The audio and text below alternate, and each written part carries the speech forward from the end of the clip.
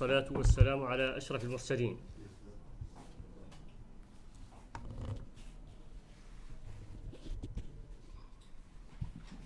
بسم الله الرحمن الرحيم، والصلاة والسلام على أشرف المرسلين.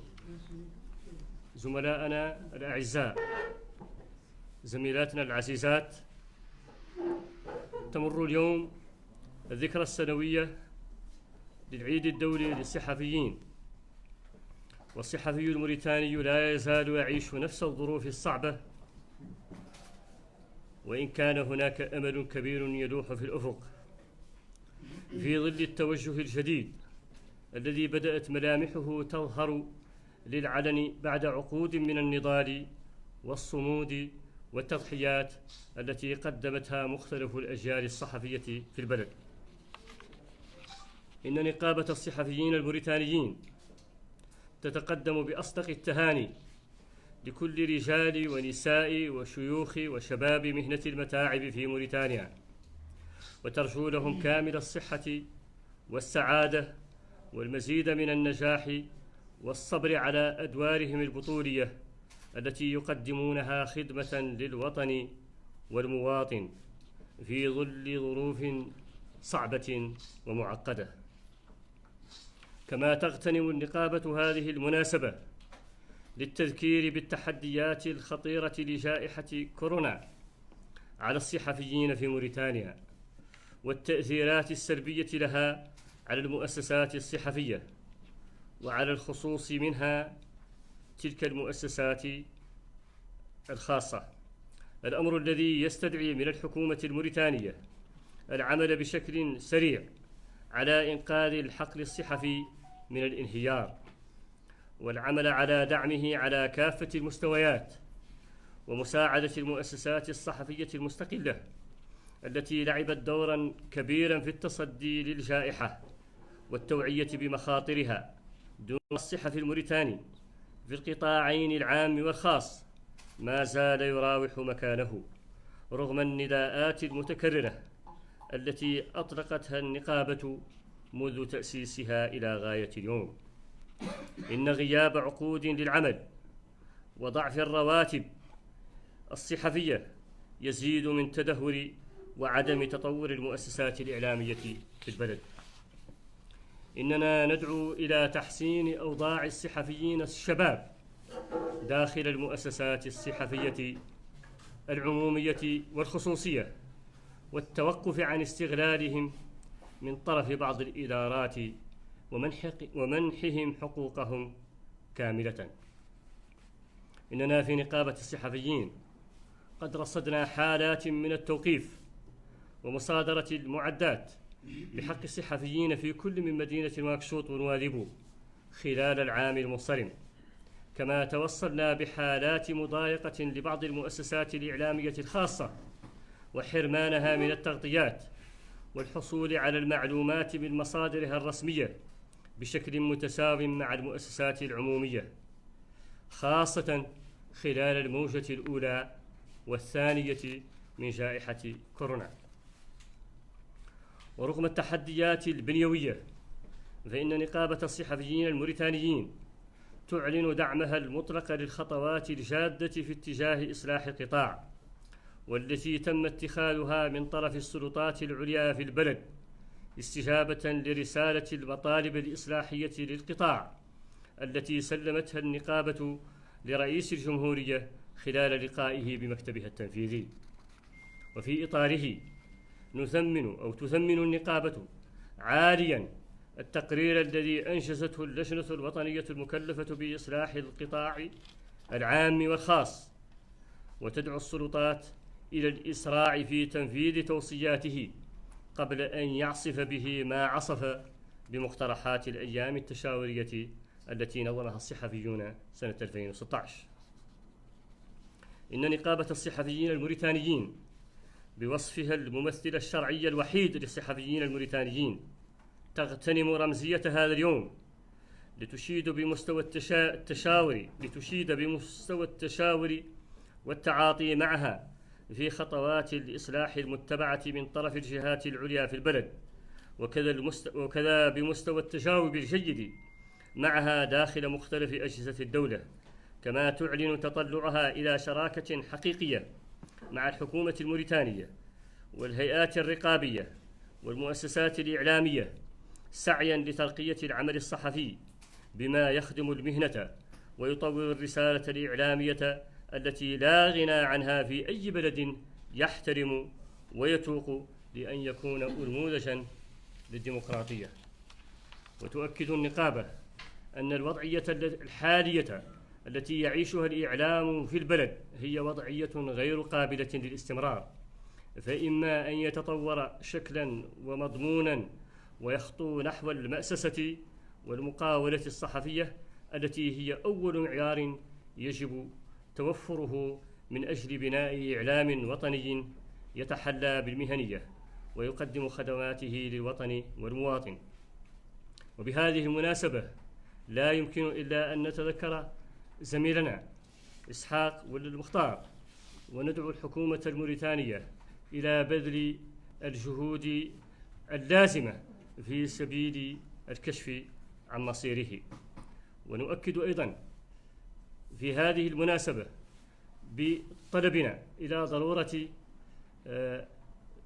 ضرورة إيفاء الصحفيين بما تبقى من نسبة 60% الخاصة بالإعلاميين. وندعو أيضا بهذه المناسبة إلى زيادة رواتب الصحفيين الموريتانيين وإلى تقوية صلاتهم بمؤسساتهم الإعلامية، ولن يكون ذلك إلا من خلال تمكينهم من حقوقهم المعنوية والمادية كاملة. والسلام عليكم ورحمة الله تعالى وبركاته. أمو في الفرنسية هنا إذا طول زميله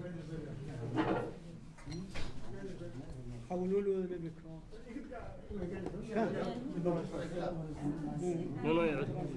لا مشوا له هذا لا تقول له أعطيه إيه نعطيه كان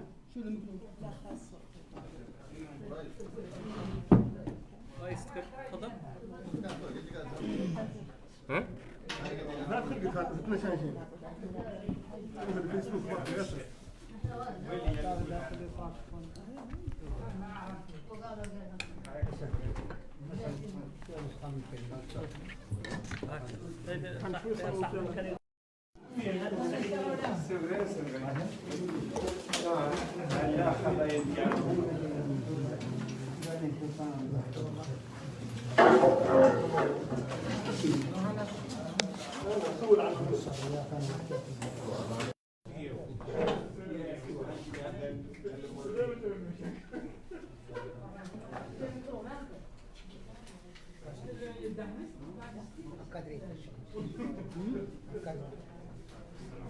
رجعك شوي رفع شوي.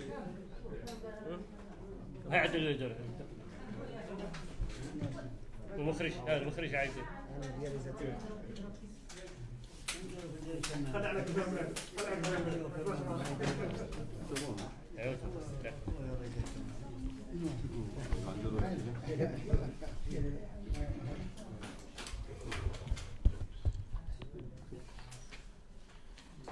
الشاطئ حنان تنصيب ذاك الشاطئ حنان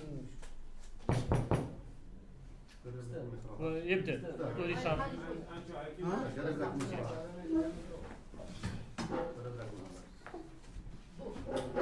C'est bon. C'est bon, hein? Non,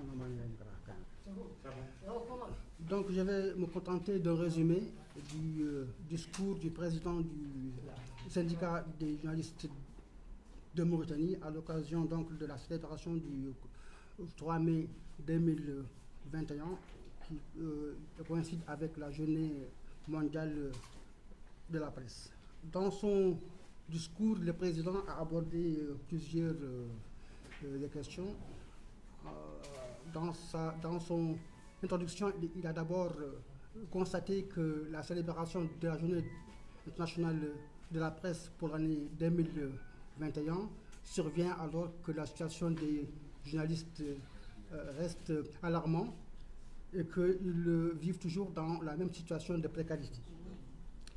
Et il a en tout cas salué la lueur d'espoir qui pointe à l'horizon avec les nouvelles directives des autorités et leur ouverture pour une réforme sérieuse et sincère de la presse. Il a profité de l'occasion donc pour féliciter l'ensemble des confrères, des consoeurs et des confrères à l'occasion donc de cette journée et a salué les nombreux sacrifices consentis par des générations de journalistes pour porter haut le flambeau des revendications de la presse dont l'essentiel n'a pas encore été satisfait jusqu'à nos jours. Il a également profité de l'occasion pour évoquer l'impact de la pandémie de Covid-19 sur la situation des journalistes d'une manière générale et sur les institutions de la presse. Il a appelé donc les autorités publiques à apporter un appui moral et financier aux institutions de presse qui donc vivent de manière très profonde les impacts de cette pandémie.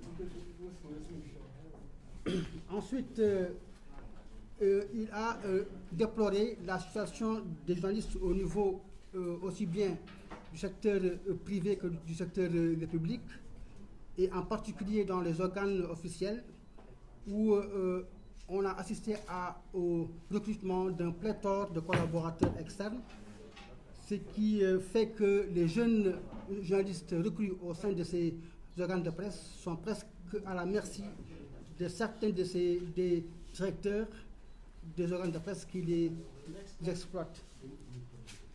Le constat également a été fait au niveau du syndicat qu'au cours de cette année 2021, il y a eu beaucoup d'arrestations, d'agressions et de confiscations de matériel appartenant à des journalistes.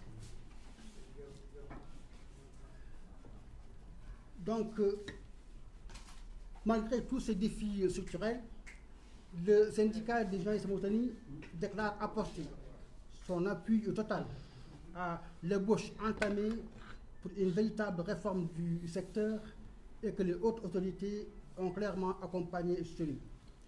Le syndicat salue aussi le rapport ficelé par la Commission nationale chargée de la réforme de la presse, donc un rapport qui a été remis tout récemment au président de la République.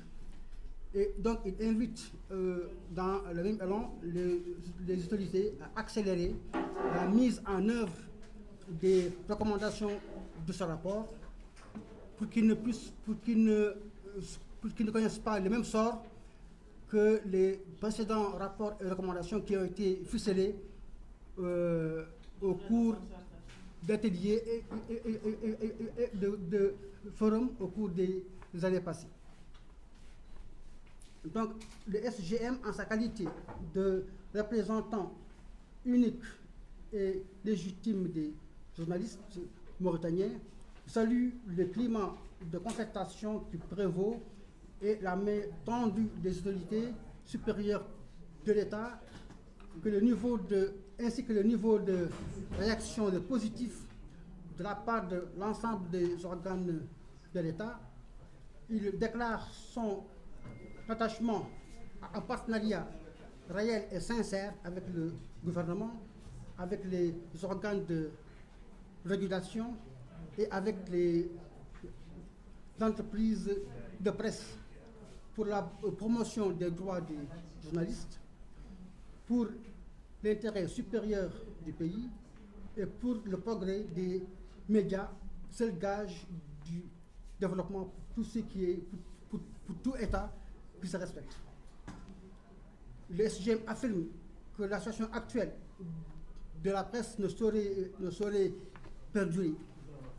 Ou bien les entreprises de presse vont se développer d'une manière qualitative et d'une manière structurelle et se diriger vers la création de véritables entreprises de presse, de véritables institutions, ou bien on va assister à l'effondrement du secteur qui est actuellement miné de l'intérieur par les rivalités, par également l'entrechoc des lobbies, de certaines lobbies qui font tout pour que le secteur des médias devienne un terreau ou bien un dépotoir pour tous ceux qui ont échoué dans la vie, pour tous les arrivistes, pour tous les indiques et pour tous également les agents de renseignement. Donc le SGM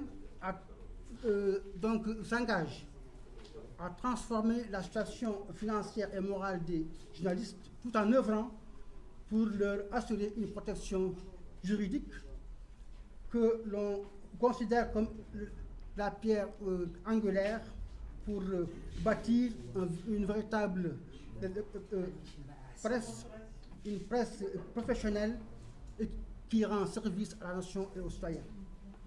C'est à partir de ce principe fondamental que nous devons bâtir une véritable réforme de la profession de journaliste et consolider les bases d'un état de droit et de liberté. Nouakchott, le 3 mai 2021, le bureau du syndicat des journalistes de Mauritanie.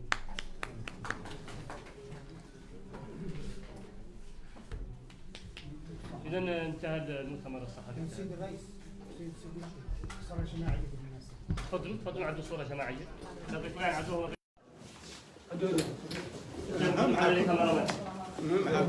شكرا جزيلا متابعينا الكرام على وفاء الكلمات الرسمية بالمناسبة. شكرا جزيلا.